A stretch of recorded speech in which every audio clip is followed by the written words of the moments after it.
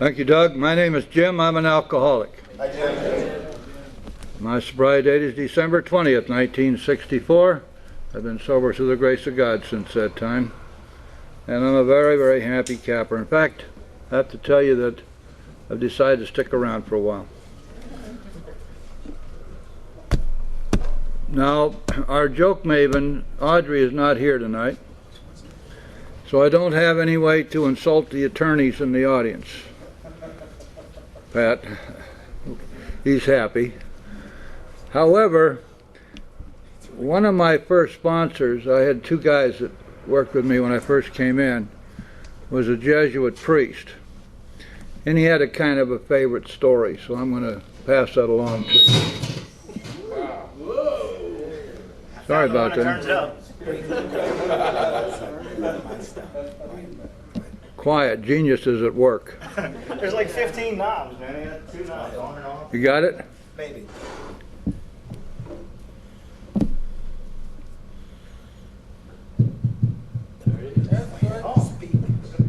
Pretend I recognize that beep. Talk, Jim.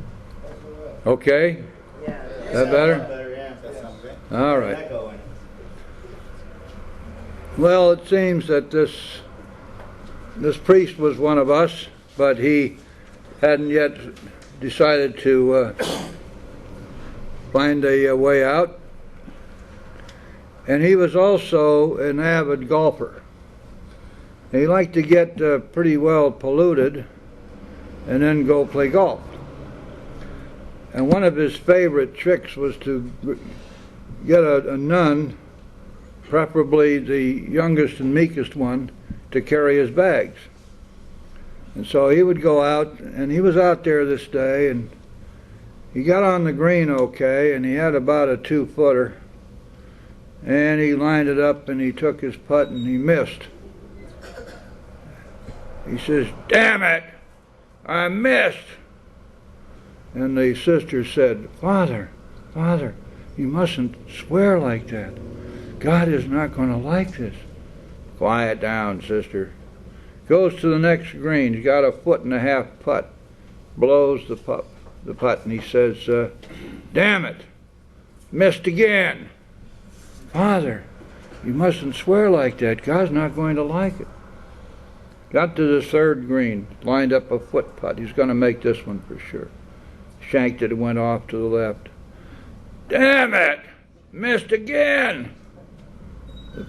The nun was about to remonstrate with him one more time when there was this great huge bolt of lightning came flying down from the sky and got the nun. Crispy critter. And then this voice came down from the sky, "Damn it, missed again." Okay, this is a big book meeting. And we have been studying chapter 8. And if you haven't been with us before, don't groan. Chapter 8 is a fascinating chapter, as we've been finding out. Oh, wait a minute, we're not in 8. I'm in the wrong group. Pardon me, I need to go across the street to the other group. We're in chapter 7 in this group. And we're on page 95. Okay, I got it straight now. Don't worry about my senior moments, guys. I've got a birthday coming up on Saturday. And I'll be 75 years old then, so I got all these built-in excuses that you guys don't have. Anyway, we've been in chapter 7, and in chapter 7 we've been learning how to go about working with somebody who's new, which seems to be a lost art these days among most of us.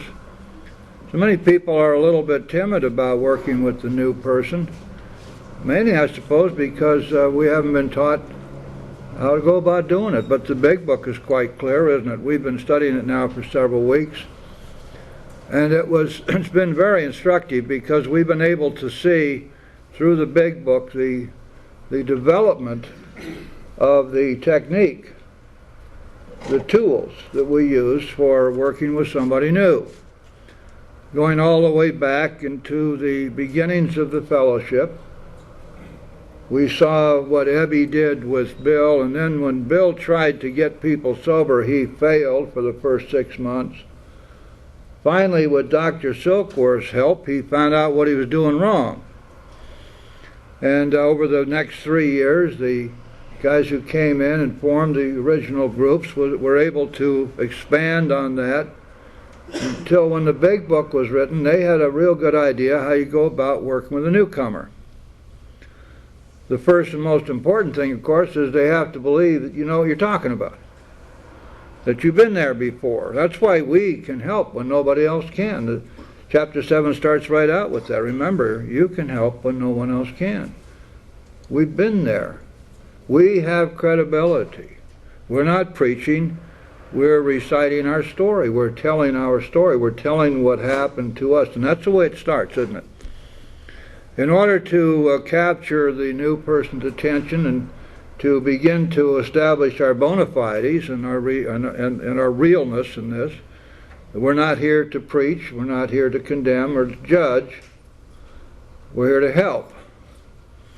It's necessary that the new person gain confidence in us by being able to identify themselves with us, and in order to do that, we tell them our story, how we drank, what alcohol did to us, how we tried to stop and could not. We tell them about the disease of alcoholism and what it does and how deadly it is and that it's incurable. We make sure they understand that if they don't stop drinking, they're going to die. And the bad news is they can't stop drinking. That's what powerlessness means. And then they look at us and they want to know, well then, what happened with you? Were you able to recover? Then we tell them how we got well. And the big book says that in doing that, we stress the spiritual freely. We've talked about this a couple of times. My goodness sakes. The idea that runs around these rooms just raises the hair on the back of my neck and curdles my blood. Don't say anything about God. You're going to chase them away. And then there's people always say, well, if anybody had mentioned God to me, I'd have just left. Well, okay, so you left. Maybe if you're lucky, you might have gotten back. How in the world do we tell anybody how we recovered and leave out God or a higher power? I don't know any way to do that. We certainly are not going to lie to them and told them we got sober because we took a bunch of pills, or we got sober because we lay on somebody's couch, or we got sober because we went to some group and spilled our guts 3 times a week. We know that didn't do it. If we work the steps, we know what happened. And we know that the steps are all based upon higher power, the action that we take to go from a place of rebellion and defiance to a place of surrender and obedience, to have a spiritual awakening. Big Book says, stress the spiritual freely. Right now, right at this moment, to this newcomer. Otherwise, we're lying to them. We mustn't do that. Having reached that point, if this new person is still interested, then open up your books to page 95 and we'll see what we do next.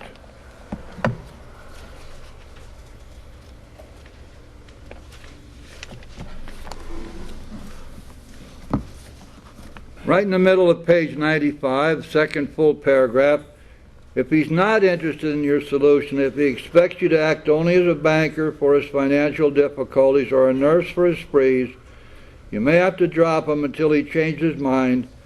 This he may do after he gets hurt some more. But, and here's the but, if he is sincerely interested and wants to see you again, ask him to read this book in the interval. Now, what don't we understand about the word "this"? It most certainly does not say, read the parts of this book which are recommended by your sponsor, or some Reader's Digest expurgated version of the book. Read the book. because the big book was written for him or her, the newcomer. It was written for this person. We got to keep in mind that at the time they were writing this book, there were 100 people in 3 groups, and everybody else out across the country and in Canada and England, wherever they thought the big book in English might go, was without a group, without any kind of support system, probably didn't know any other acknowledged alcoholics anyway, and they were going to have to pick up this book, find themselves in this book, get past the denial,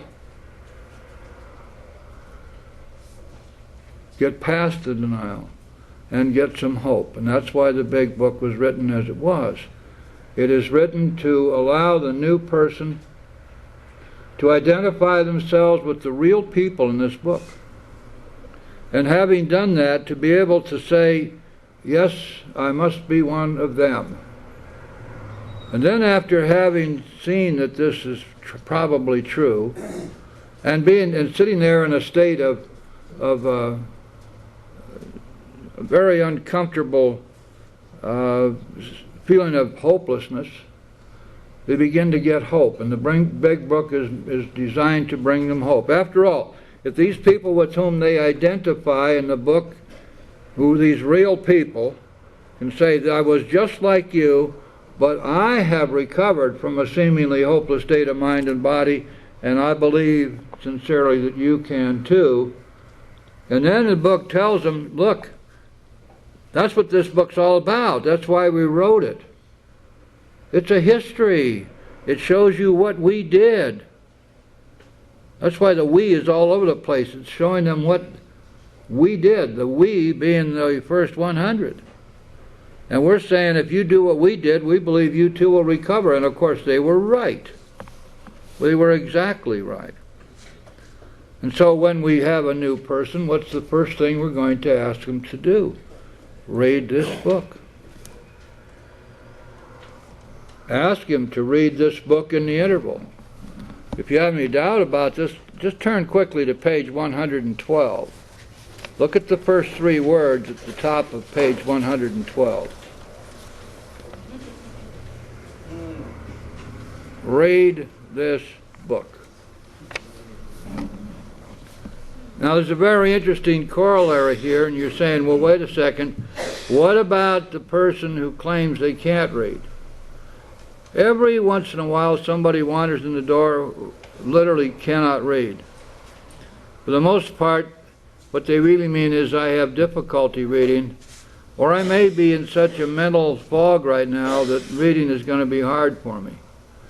If you're helping them, what are you going to do? Of course you're going to read it to them. You're going to say, okay, meet me for an hour a day or 3 hours a week or whatever it takes, and we'll read the book together. If you have acquired the big book on CD or on tape, you'll lend it to them. We're going to see to it that they get the same chance to recover as we did. Now, after doing that, after reading this book, he must decide for himself whether he wants to go on. Well, now that explains what we read in chapter 5 at every meeting. If you want what we have and are willing to go to any length to get it, then you're ready to take certain steps. He must decide for himself whether he wants to go on. He should not be pushed or prodded by you, his wife, or his friends. If he is to find God, the desire must come from within. Boy, is that ever a rule. See, we'd like to think that somehow or another we're so powerful and we're so godly and we're so spiritual and we've been around so long and we know all arguments that we can take this newcomer and literally convince them that they got to find God. And almost never does that work, and even when it works, it almost always will be grudgingly. We find an awful lot of people sitting around these rooms who are admitting their alcoholism and are mouthing the words and aren't doing a darn thing about it, because they're not convinced. Remember that this whole business boils down to one simple equation, that when we came in here was the second great miracle in our lives, the first being when we were born. We know that's true. For every one of us in this room, there are 10, 12 people out there right now who are not here and never will be here. And they're just like us, but they're going to die of this disease. Why are we here and they are not? I know I had no special merit to be selected, but obviously there is a plan there somewhere, and that miracle was worked in our lives. You've heard the phrase, don't throw away the miracle, or don't leave until the miracle happens, or some such thing as that. There is some recognition among many of us that there has been a miracle worked in our lives. If he is to find God, the desire must come from within. There is a very famous treatise on this, which I'd like to share with you. You may have heard this before.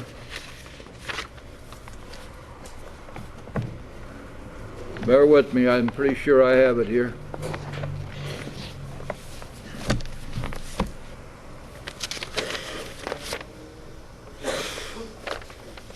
This is unsigned. It's been around for a long time. Many times when you find a copy of it, you'll find it's ascribed to anonymous. It's called Why Were We Chosen? Why were we chosen? God in His wisdom selected this group of men and women to be the purveyors of His goodness. In selecting them through whom to bring about this phenomenon, He went not to the proud, the mighty, the famous, or the brilliant. He went instead to the humble, to the sick, to the unfortunate. He went right to the drunkard, the so-called weakling of the world. Well might He have said to us, unto your weak and feeble hands I have entrusted a power beyond estimate. To you has been given that which has been denied the most learned of your fellows. Not to scientists or statesmen, not to wives or mothers, not even to my priests or ministers have I given this gift of healing other alcoholics, which I entrust to you. It must be used unselfishly. It carries with it grave responsibility. No day can be too long, no demands upon your time can be too urgent, no case too pitiable, no task too hard, no effort too great. It must be used with tolerance, for I have restricted its application to no race, no creed, and no denomination. Personal criticism you must expect. Lack of appreciation will be common. Ridicule will be your lot. Your motives will be misjudged. Success will not always attend your efforts in your work with other alcoholics. You must be prepared for adversity, for what men call adversity is the ladder you must use to ascend the rungs toward spiritual perfection. And remember, in the exercise of this power I shall not exact of you beyond your capabilities. You are not selected because of exceptional talents. And be careful always, if success attends your efforts, not to ascribe to personal superiority that to which you can lay claim only by virtue of my gift. If I'd wanted learned men to accomplish this mission, the power would have been entrusted to the physicians and the scientists. If I'd wanted eloquent men, there would have been many anxious for the assignment. For talk is the easiest used of all talents with which I've endowed mankind. If I'd wanted scholarly men, the world is filled with better qualified men than you who would be available. No, you were selected because you have been the outcasts of the world, and your long experience as drunkards has made or should make you humbly alert to the cries of distress that come from the lonely hearts of alcoholics everywhere. Keep ever in mind the admission you made on the day of your profession in Alcoholics Anonymous, namely, that you are powerless.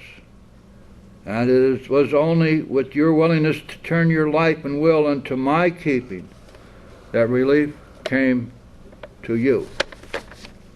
Now for me, that answers the question. I'm not sure why, but it satisfies me. And I don't question anymore why I'm here, nor do I question why you are here, because I believe that everything I just read to you is true. Stop and think about it, guys. In 1939, there were 100 of us. Today there are millions. In 1939, there were 12 steps which were being worked in daily lives by 100 people. In 2003, there are still 12 steps, never having been changed, which are being utilized by perhaps 100 or more 12-step societies. The same 12 steps that are in the Big Book, and the Big Book which has been translated into perhaps 30 foreign languages in 177 foreign countries. Incredible. Exponential explosion. So then you ask yourselves, I hope, how could all of this happen? And the answer to me is very simple. Because it works. If these steps didn't work, do you suppose any of us would be here? Would there be a society of Alcoholics Anonymous? I doubt it. We don't exist for dances. We don't exist for coffee klatches. We don't exist for any social activities. We don't exist as a dating bureau. We exist because alcoholics have flocked to us by the millions seeking relief from a deadly, incurable, progressive illness which is going to kill them. And our responsibility is to see to it that this message in this book is carried to them. What else, I ask you, do we have in this fellowship? What other plan of recovery do we have? Is it something which was cobbled together by some people with master's degree in psych? Is it something cobbled together by people who work for big book publishers? Was it cobbled together by people who make their living touring the country, giving seminars? No. It's all here in this book. Not one word has ever been changed. And it continues to work just like it did in 1939, so long as, of course, we're willing to pick up this simple kit of spiritual tools and use them. That's all we got to do. If you're real lucky, you'll have somebody to work with who knows what the heck they're doing. We'll lead you into the book and teach you the steps by the book. And when you do that, you will find a spiritual awakening at the end of that road. You will have your heritage come true, which is to be happy, joyous, and free. You will enter the world of the Spirit. You'll be restored to sanity. You'll become God conscious. And you will have a sixth sense which enables you to be inspired at least part of the time by your Creator. And all these things are the inevitable result of working the steps. And so we go on now on page 95. If he is to find God, the desire must come from within, and it will. It'll come as a great gift to this person. If he thinks he can do the job in some other way or prefers some other spiritual approach, encourage him to follow his own conscience. We have no monopoly on God. We merely have an approach that worked with us. But point out that we alcoholics have much in common and you would like in any case to be friendly. Let it go at that. Now there's a lot of magic in that one phrase. We have an approach that worked with us. That's what this book's all about.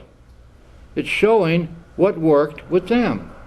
And they're saying to us, we truly believe that if you do what we did, it'll work for you too. And they're right. Turn to page 96. There's a little story that goes along with this page. Most of you probably heard it. The story concerns a young lady who was a member of a group. She became extremely interested in a young man in the group, and she used all of her feminine wiles on this young man, and he simply wasn't having any. She was very disturbed about this, felt rejected, went to her sponsor and told her sponsor about it. And her sponsor said, well, there's an answer for you. It's found on page 69 in your book. She went home, pulled her book down from the shelf, and she said, what page was that? Oh yes, page 96. She opened the book up and she got her answer. Do not be discouraged if your prospect does not respond at once. Search out another alcoholic and try again. You're sure to find someone desperate enough to accept with eagerness what you offer. We find it waste time to keep chasing a man who cannot or will not work with you. Leave such a person alone. He may soon become convinced he cannot recover by himself. And then it goes on to tell her even more things. To spend too much time on any one situation is to deny some other alcoholic an opportunity to live and be happy.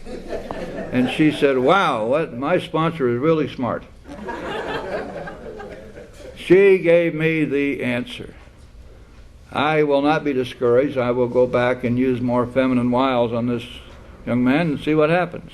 But if he doesn't want me, then I will make some other alcoholic happy. Going on, it says, one of our fellowship failed entirely in his first half-dozen prospects. That, of course, refers to Bill Wilson. Remember, we discussed this right at the beginning when we were reading Bill's story together. After Bill got out of the hospital and he went home and he told Lois, his wife, that he was going to have to get out there and try to bring this message to others. And Ebby, his friend, had agreed with that, and Lois said, okay. So he tried, and for 6 months he tried, and nobody got sober. Nobody really even wanted what he had. It turned out that he really didn't know what the heck he was doing or how to go about it. Out of that experience, by the way, came chapter 7, the part that we've been studying, how to work with a newcomer. He, meaning Bill, often says that if he had continued to work on them, he might have deprived many others who have since recovered of their chance. Now, at the end of that 6 months, you remember, Bill went to Dr. Silkworth, who showed him the error of his ways. In effect told him, you're going to have to get them to believe you first. They're going to have to believe you know what you're talking about, Bill, and you can't pull all of this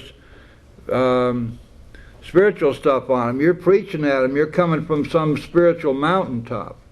Can't do that. He said, you mean I can't go into a bar, tell some drunk on the stool to get down on his knees and start praying, sucker? Silkworth said, no, I don't think it's going to work too well, Bill. They're going to have to first have some idea that you know what you're talking about. Now, we all know that it was shortly after that conversation with Dr. Silkworth that Bill arrived in Akron. Almost had a major slip right there in Akron, but he was saved by the bell. He was saved by the fact that right in front of him in the hotel, before he turned into the bar, was the list of the churches in town, and a name jumped out at him, the pastor of a church, and the phone number, and he called that number, and eventually that led him to Dr. Bob. And right there is where AA got started. Because Bill went to Bob, and he followed what Silkworth had told him to do, and it worked.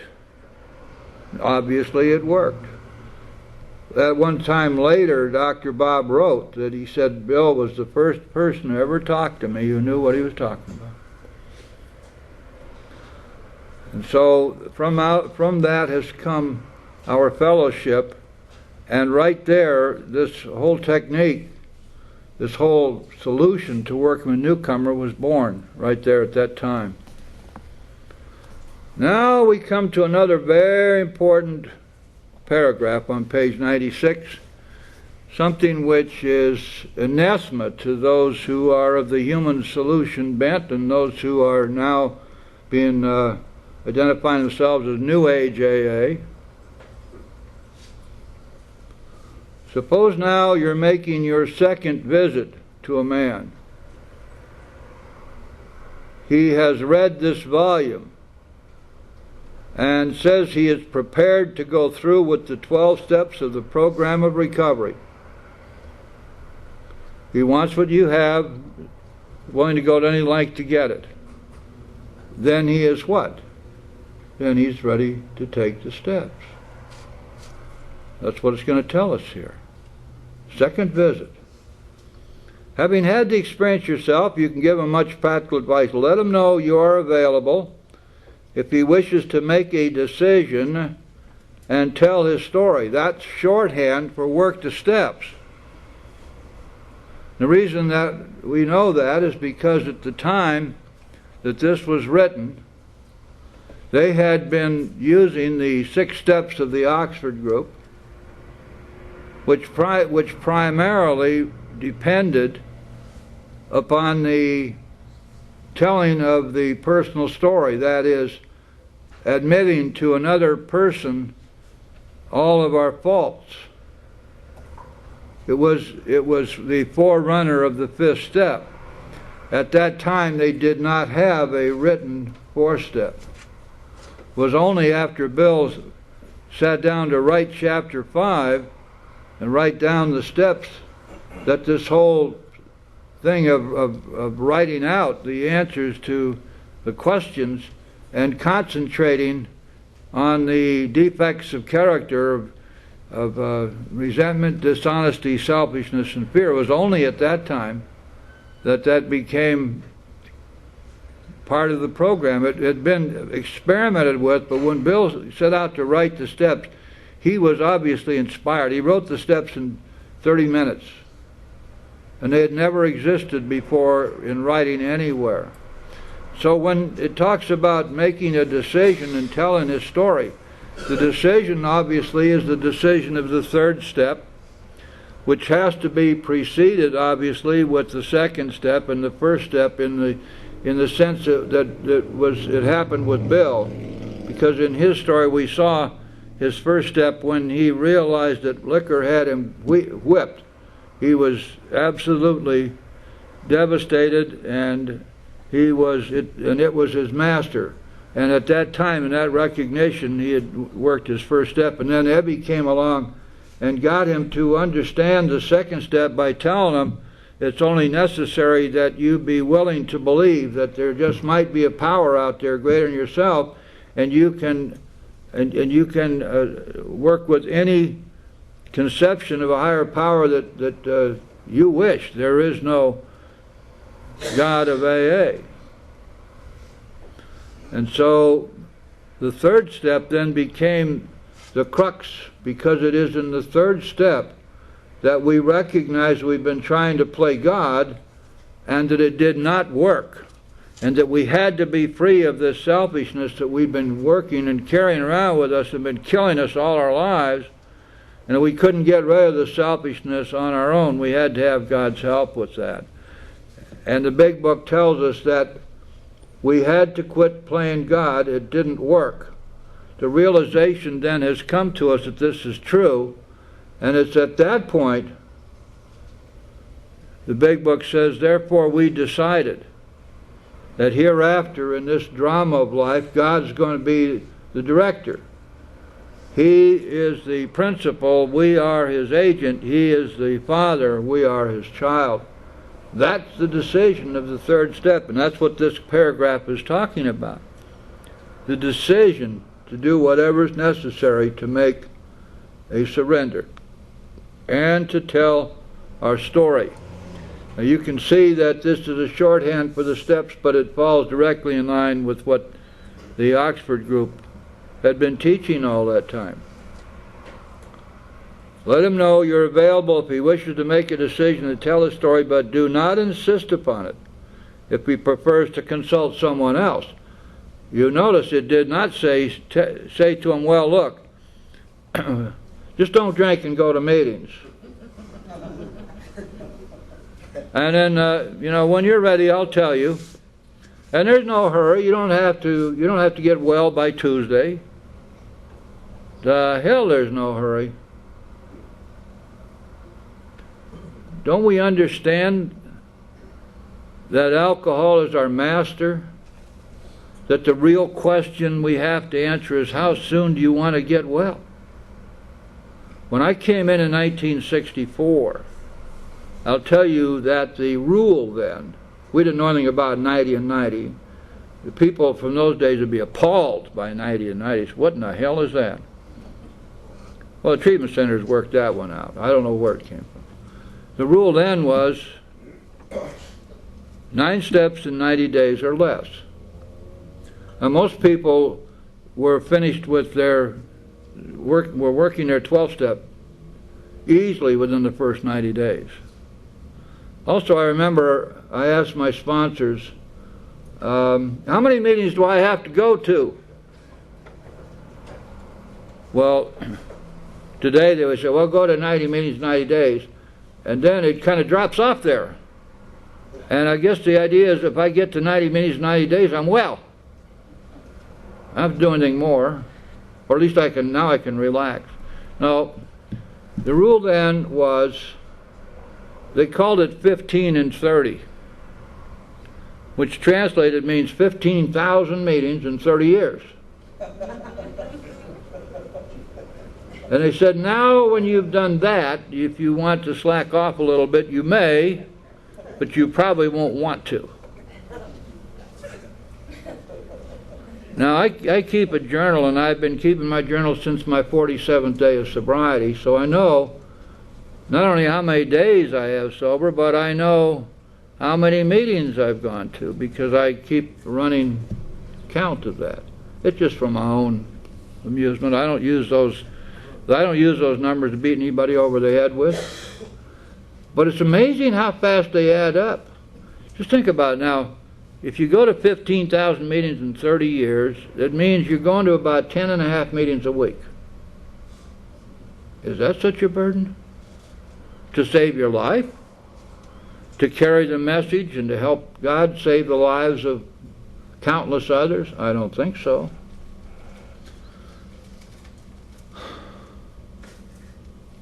So here we find that we're being told how they did it, and there is a story in the back of the book. Some of you have probably read it. Gentleman was working with Dr. Bob. He was in Akron for a while, and the day before he left to go back to Cleveland, he was in Dr. Bob's study on Dr. Bob's day off, which was a Wednesday. And Dr. Bob took him through all the steps on that day off. I'll give you a recent example. And I don't say this by way of bragging. I just want to let you see that I'm real serious about it. I'm passionate about this stuff. Last summer, there was a man here from London, England, on vacation for 2 weeks. And after we had seen each other every day at meetings for a week, he asked me to take him through the steps. And we went through his steps in 6 days. And I hear from him 2 or 3 times a month now. And he's doing just fine. As a matter of fact, a bunch of Tommy's recordings are over there in London. They're scattered all over London now. And he's already got 10 or 12 people he's sponsoring. And it does my heart good to know that that's true. Most of the time when I take somebody through the steps, if they cooperate, we get through them in less than 30 days. And I found that really, really works. You know, one of the hard things, the sponsors who get their sponsees stuck in their 4-step. Can you imagine walling around in all that garbage for week after week after week after week? That's what we have. Or the people who have who have prepared these forms you fill out. You just make check marks. You don't have to write anything down, just make a check mark. I saw, you're not going to believe this. Somebody came to me the other day asking for help. I said, where are you? He said, in the 4-step. What are you doing for the 4-step? Well, I've got 697 questions to answer in longhand. And they're not true or false or yes or no. And I've been working on this for 4 months. How far are you along? Oh, I'm up around 400. Let me see the questions. It's a good thing that I had eaten quite a long time before. You know what one of the questions was? You won't believe this. I know you won't. But it's the truth. Did you ever get caught masturbating? What in the world does that have to do with anything? I looked at that thing in utter amazement. I said, this is your 4-step? Oh, yes. And then I was talking to a lady just the other day. She informed me that she was doing her 4-step, and I said, what are you doing? She says, I'm writing my autobiography. I said, gee, that's interesting. Where's that in the big book? I don't remember seeing that. By the way, you know, that's not a bad question to ask when somebody tells you what to do. If you're not sure that they know what they're talking about. 2 questions. First question, where is that in the big book? Second question, where is God in that equation? It's not in the book. God's not there. I absolutely implore you, run like hell. Why in the world would we ever think to not stay with what has worked for millions of people?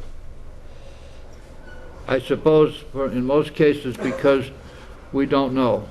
We haven't been taught. Now let's go on here about this new person. On the bottom of page 96, last partial paragraph, he may be broke and homeless. If he is, you might try to help him about getting a job or give him a little financial assistance, but you should not deprive your family or creditors of money they should have. Perhaps you'll want to take them into your home for a few days, but be sure you use discretion. Be certain he will be welcomed by your family and that he is not trying to impose upon you for money, connections, or shelter. Permit that and you only harm him. You will be making it possible for him to be insincere. You may be aiding in his destruction rather than his recovery. Well, most of you have been around here a long time, and you know that, especially in vacation areas, there are always a lot of alcoholic, I call them hobos, transients, people who just go from one area to another until they wear out their welcome and then they disappear. And there's a lot of that. And then there's the main thing about this paragraph, though, which is so important to recognize, is that the alcoholic who does not learn to stand on his or her own 2 feet isn't going to make it. Because the biggest problem we've had has been dependency. Bill wrote about this, you know, and it's in Language of the Heart now. He wrote about it originally in the Grapevine, in an article called Toward Emotional Sobriety.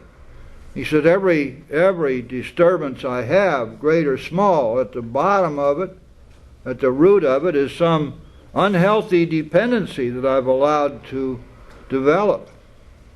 And he's right. So we don't help people if we can allow them or we enable them to continue their dependencies.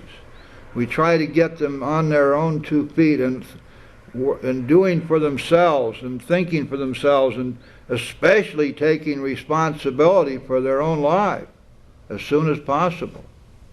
A lot of sponsors make a big mistake by trying to make their sponsees dependent upon them. Call me every day or I'll fire you.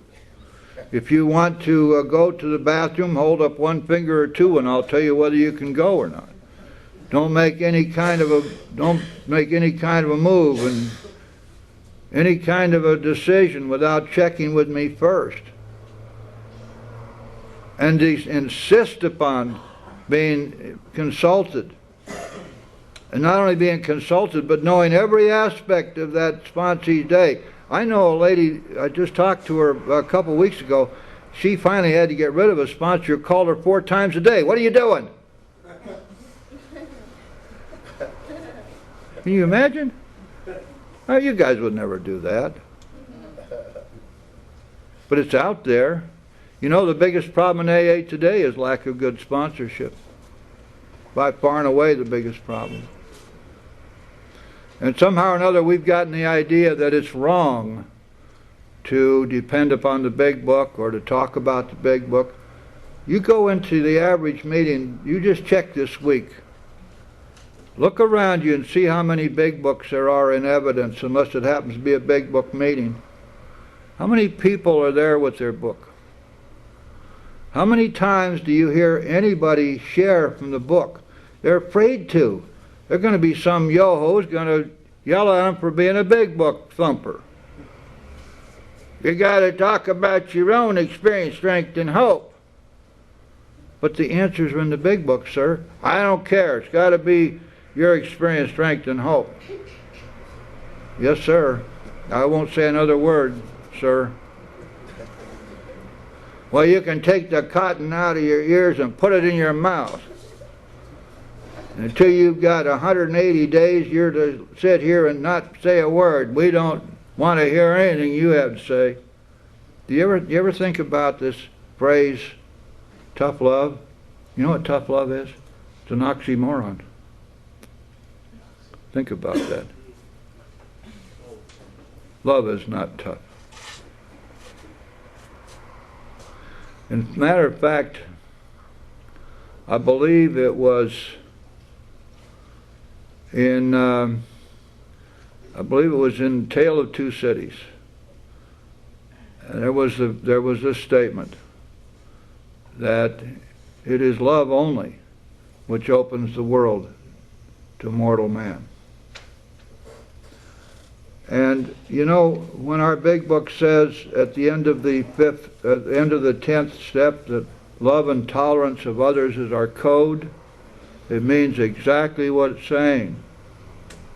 And it's not talking about taking people captive, it's talking about treating them with love and kindness and consideration and being very willing to understand that they're going through a change and that what they really need is help, not criticism. Did you ever go up to somebody and say after a meeting, "Hey, I know just what's wrong with you"? If you haven't done that, you ought to try it someday. That's fun. What a wrong thing to do. If I'm going to make you wrong, I better have your permission to do so. Because if I don't have your permission to do so, you aren't listening anyway. I have fooled myself into thinking that I'm helping you. That's a bunch of balderdash. I'm doing it for myself, because if you're wrong, I'm right. I'm going to feel better. You're going to close down. We've accomplished absolutely nothing except that I have demeaned myself. But if you come to me and give me permission and ask me my opinion or what my advice would be, I'm going to tell you exactly what I think. Because I'm going to assume then that you've given me permission to do that. Otherwise, I promise you, you'll never get a word out of me. Because I don't offer unsolicited advice. Now, you guys made a big mistake, see. You let me sit up here. Ha ha ha ha. I got the whole bunch of you. Now I get to express myself. And I'm delighted. We've been doing this together for a year now, and it's been a wonderful experience. This is not a swan song. We're going on. I was asked tonight, are we going to do the last 4 chapters? Of course we are. There's incredible stuff in those last 4 chapters, and we're going to find every bit of it. Excruciatingly slowly we're going to find it. We're going to savor every word and parse every sentence until we got it all worked out.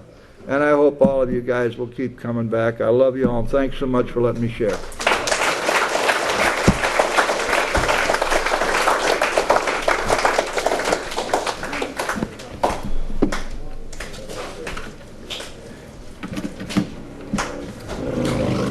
Is your CD, Jim?